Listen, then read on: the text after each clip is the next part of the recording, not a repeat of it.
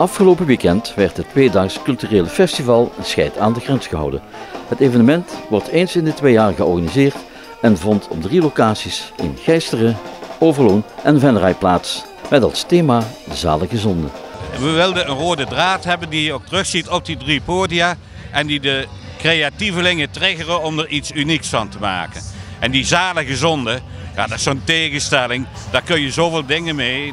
In het maken van je kunst of in de muziek of in je theater. Ja, en dat zie je dus overal terug. Zalige zonde is op 3 podia op 3 verschillende manieren terug te zien.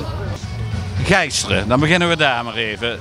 Daar zitten al de hele week ruim 20 kunstenaars die eigenlijk normaal gesproken in hun uppie hun ding aan het doen zijn. En er is een oase met kunst gecreëerd. Als je daar naartoe gaat, veel eigentijdse kunst. Ook mensen die met elkaar wat doen. Beelden in het water wat om de wei loopt. Ja, een oase van natuur waar de kunst op zijn mooist geëxposeerd wordt.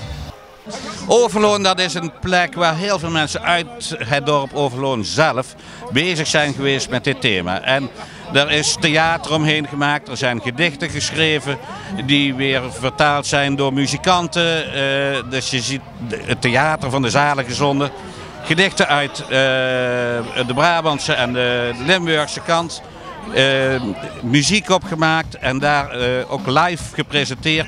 Wordt weer gefotografeerd door fotografen uit het Limburgse en het Brabantse. Ja, dat is wel de mengelpot van bezig zijn met de zalige zonde. Wanneer je het bij kleine zalige zonde laat, schuilt er in die zonde echt geen enkel kwaad. Zonder zonde is het leven toch nooit een feest. Ben jij al iets zalig zondig geweest? Venray, groots natuurlijk, pakt uit. Goede live muziek, net prachtig straattheater. Dat is afkomstig uit België. Af en toe huren we links en rechts ook wat in. Maar in principe doen we het met de eigen mensen, voor de eigen mensen. De organisatie is 1,5 jaar bezig met de voorbereidingen. Uiteindelijk zijn er zo'n 60 vrijwilligers uit beide provincies actief op het festival. Ja, en dat is ook een effect wat resultaat sorteert. De eerste keer, toen hadden we echt mensen uit Brabant en Limburg die elkaar niet kenden. En nu delen ze een podium en creëren samen wat. Ja, en dat heeft wel een effect op hoe deze regio met elkaar bezig is. Ja, en dat is wel heel mooi om te zien. Vlugjes inschatting is dat rond de 10.000 mensen Scheid aan de Grens hebben bezocht. Het festival was op alle locaties gratis te bezoeken. En dat is een van de manieren waarop het evenement zich onderscheidt ten opzichte van andere festivals. Veel plaatsen is natuurlijk live muziek en theater. Wordt ingehuurd en je zet er een tapkraan langs en daar wordt een verdienmodel aan gekoppeld. Entree of veel bier.